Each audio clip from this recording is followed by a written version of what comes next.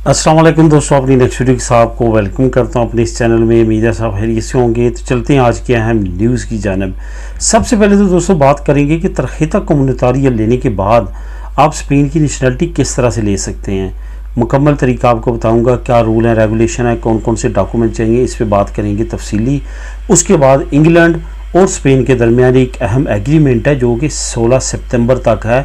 उस तक अगर आप ये फ़ायदा उठाना चाहते हैं तो उठा सकते हैं, उसके बाद ये मुमकिन नहीं होगा। इस पर बात करेंगे। महकमा ट्रैफिक का एक नया कानून जो कि जल्द लागू होने वाला है, इस पे बात करेंगे। और इसके साथ साथ आखिर में मैं आपको बताऊंगा कि स्पेन बर्थ सर्टिफिकेट जो आप अप्लाई किए हुए हैं नेशनलिटी पास होने के बाद, वो लेट क्यों आ रहे हैं, उसकी क्या मेन रीज़न है, इस पर बात करेंगे क्योंकि काफ़ी दोस्त इस पर परेशान हैं और कमेंट कर रहे हैं। सबसे पहले तो बात करते हैं तरहीता कम्युनितारिया के बारे में, जो कि काफ़ी दोस्तों की तरफ से जो है वो कमेंट आया। क्योंकि अब जब नेशनलिटी आपको मिल गई है, अगला प्रोसेस है अपने पार्टनर को तरहीता कम्युनितारिया लेके देना। तरहीता कम्युनितारिया के बाद जो लोग उनको नेशनलिटी लेके देना चाहते हैं वो इन क्वेश्चन को बार बार रिपीट करते हैं कि किस तरह से, क्या तरीकाकार है हम अपनी वाइफ को या अपने खामद को तरहीता कम्युनितारिया की बेस पे किस तरह नेशनलिटी अप्लाई करवा सकते हैं। सबसे पहले दोस्तों आपको एक बात बताता चलूँ कि जो इन्होंने लैंग्वेज कोर्सेज कर दिए हैं जिसमें CCSA है और दिल या दोस्त है, ये लाजमी है। ख्वा आप नॉर्मल नेशनलिटी अप्लाई करें जो कि पुर रेजिडेंसिया है, ये भी पुर रेजिडेंसिया, लेकिन इसमें तरहीता कम्युनितारिया आ जाता है। तरहीता कम्युनितारिया भी करें, कोई भी किसी और में के शोबे में रहते हुए लेकिन आप गैर मुल्की हैं करें, तो आपके लिए ज़रूरी है कि आपने ये लैंग्वेज कोर्सेज लाजमी करने हैं। अगर आपकी कंट्री की बेस लैंग्वेज यानी कि फ़र्स्ट लैंग्वेज जो है वो स्पेनिश नहीं है, तो इस वजह से आपने ये लाजमी तौर पे करना है। जो भी आपका पार्टनर है जिसके पास तरहीता कम्युनितारिया है, उसने ज़बान का और CCSA का एग्ज़ाम लाजमी पास करना है, तभी वो नेशनलिटी अप्लाई कर सकेंगे। अब यहाँ पे क्वेश्चन आता है कि वो नेशनलिटी कब अप्लाई कर सकते हैं। जब उनका तरहीता कम्युनितारिया उनको इशू हो जाता है, उसके ठीक 1 साल बाद, सेम उसी तरह जिस तरह बच्चा पैदा होता है और बच्चे को पहली रेजिडेंसी मिलती है और उस रेजिडेंसी की वैलिडिटी जब तक होती है उस वक्त तक 1 साल जब उसका मुकम्मल होता है कि वो नेशनलिटी अप्लाई कर सकता है। इसी तरह सेम जो तरहीता कम्युनितारिया वाला है, जब उसको तरहीता कम्युनितारिया मिल जाता है ठीक 1 साल के बाद वो स्पेन की नेशनलिटी अप्लाई कर सकता है। उसके लिए पहले तो उसके जो मैंने आपको कहा कि लैंग्वेज दिल या दोस्त और CCSA का होना चाहिए उनके पास। उसके बाद जो पार्टनर उसके पास नेशनलिटी या बीवी है या खामद है जिसके पास नेशनलिटी या ज़ाहिर है उसने अपना मैरिड से जो स्पेनिश यहाँ पे निकाह नामा है रजिस्टर्ड करवाया है, वो उनके पास होना चाहिए जब आपकी वाइफ जो है वो नेशनलिटी आपकी बेस पे अप्लाई करती है या आपका खामद करता है। ये लाजमी होने चाहिए, इसी बेस पे आप अपना पार्टनर का केस इनपुट करवा सकते हैं।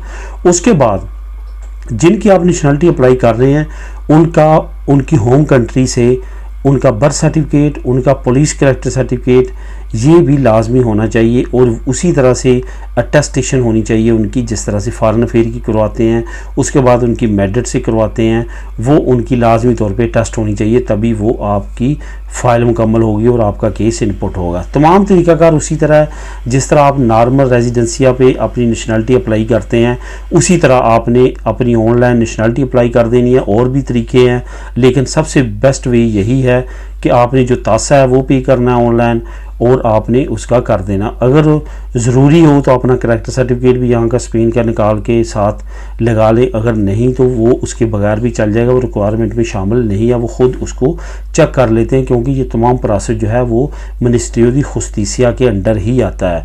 तो इस तरह से आपकी फ़ाइल तमाम मुकम्मल हो जाती है और आप उनको इम्पोर्ट कर देते हैं। यही तमाम प्रोसीजर है और यही तमाम डॉक्यूमेंट चाहिए जो मैंने आपको यहाँ पर बताए हैं। इसमें जो मेन डॉक्यूमेंट है वो मैंने शुरू में आपको बता दिए हैं कि लैंग्वेज कोर्सेज लाजमी करने हैं, उसमें किसी तौर पे भी माफ़ी नहीं है। ख्वाह आप निकाह की बेस पे करें, जहाँ आप रैगो सोशल आपने लिया उसके 10 साल पूरे करें, किसी भी सूरत में आप गैर मुल्की हैं तो आपके लिए ज़रूरी है कि आपने ये लैंग्वेज कोर्स और CCSA का एग्ज़ाम लाजमी देना है, तभी आप अपना तरहीता कम्युनितारिया से आगे नेशनलिटी का प्रोसेस कर सकेंगे।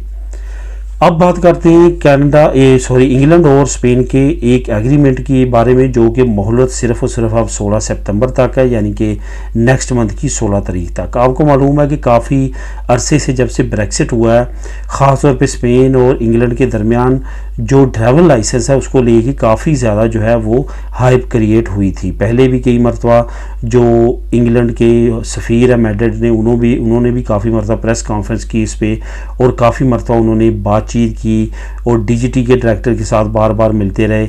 अब आखिरकार सारे मामला तय होने के बाद आपको मालूम है, जो मैंने आप लोगों के साथ शेयर भी किया था, कि अब आप अपना जो ड्राइवर लाइसेंस है वहाँ का यहाँ पे चेंज करवा सकते हैं और यहाँ का वहाँ पे चेंज करवा सकते हैं। अब जो लोग ब्रिटिश है यहाँ पे, अगर हमारी कम्युनिटी में भी कोई लोग ब्रिटिश हैं और यहाँ पे स्पेन में अपना ड्राइवर लाइसेंस हासिल करना चाहते हैं एक्सचेंज बेस पे, तो 16 सितंबर उसकी आखिरी डेट है। 16 सितंबर से पहले आपने अपना जो ड्राइवर लाइसेंस है यूके का वो यहाँ पे आप एक्सचेंज करवा सकते हैं।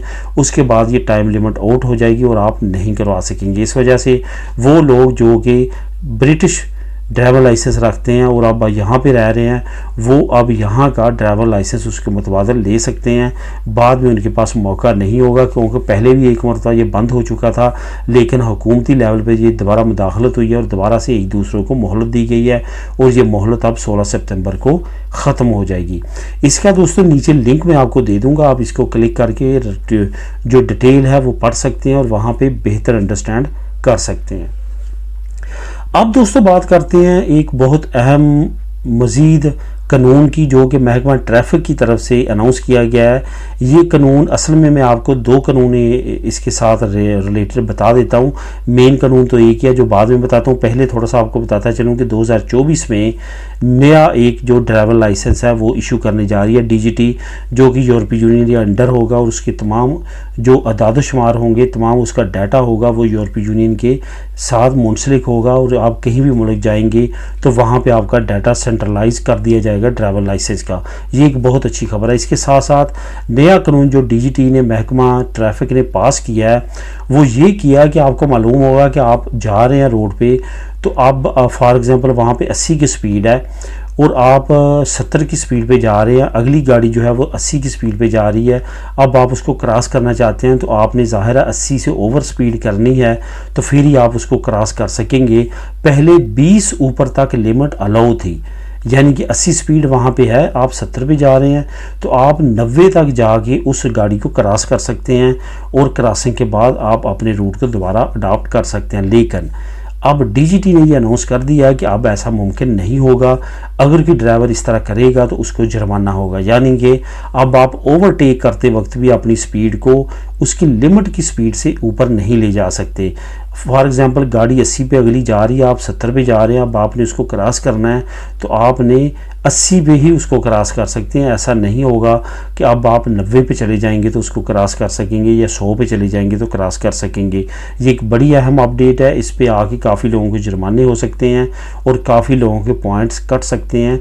ये काफ़ी शॉकिंग न्यूज़ थी जब मैंने भी पढ़ी, क्योंकि मैं भी रूटीन में काफ़ी ज़्यादा ड्राइविंग करता हूँ, तो उससे ये साबित होता है कि आने वाले वक्त में जुर्मानों में इजाफा हो सकता है और आपके पॉइंट्स को भी लॉस हो सकता है। इसका लिंक भी मैं नीचे डिस्क्रिप्शन में दे दूँगा, आप ताकि खुद भी इसको क्लिक करके रीड कर सकें। अब दोस्तों आखिर में बात करते हैं एक बहुत अहम इंफॉर्मेशन के बारे में, जो कि बहुत ज़्यादा दोस्तों की तरफ से आ रही है। वो ये है कि बर्थ सर्टिफिकेट लेट क्यों हो रहे हैं। स्पेन की नेशनलिटी पास हुई, हमने खुरा दी, ख्वाह वो नतारियों के ज़रिए दी या रजिस्टर सिविल के ज़रिए दी, लेकिन अब बर्थ सर्टिफिकेट हमारा बहुत ज़्यादा लेट हो रहा है। इसकी मेन क्या रीज़न है? कुछ दोस्तों की तरफ से ये अफवाह आई गई कि जो रजिस्टर सिविल है उसके अंदर हड़ताल है। ये हड़ताल की अनाउंसमेंट आई थी, मैंने भी आप लोगों के साथ न्यूज़ शेयर की थी, आज से 4, 5, 6 महीने पहले करता रहा हूँ। वहाँ पे हफ्ते में 2-3 मरतबा मैं आपको अपडेट देता था। तो वो हुकूमत के साथ उस वक्त मुआहदे इनके हो चुके थे, इनकी जो डिमांड्स थी वो पूरी कर दी गई थी, जिसके बाद वो हड़ताल ख़त्म हो चुकी थी। कोई भी रजिस्टर सिविल में इस वक्त हड़ताल नहीं है। यहाँ तक बात है लेट क्यों हो रहे हैं। लेट की सबसे बड़ी वजह यह है कि जुलाई और अगस्त के महीने जो होते हैं ये वैसी छुट्टियों के होते हैं, स्टाफ ना होने के बराबर होता है, रूटीन का डेली बेस पे थोड़ा बहुत जो वर्क है वो कर रहे होते हैं। इस वजह से आपको शायद याद हो जब आपने खुरानी तो दी थी तो उन्होंने आपको कहा होगा कि ये जो छुट्टियों के महीने हैं इनकी वजह से महीना 2 महीने लेट हो सकते हैं।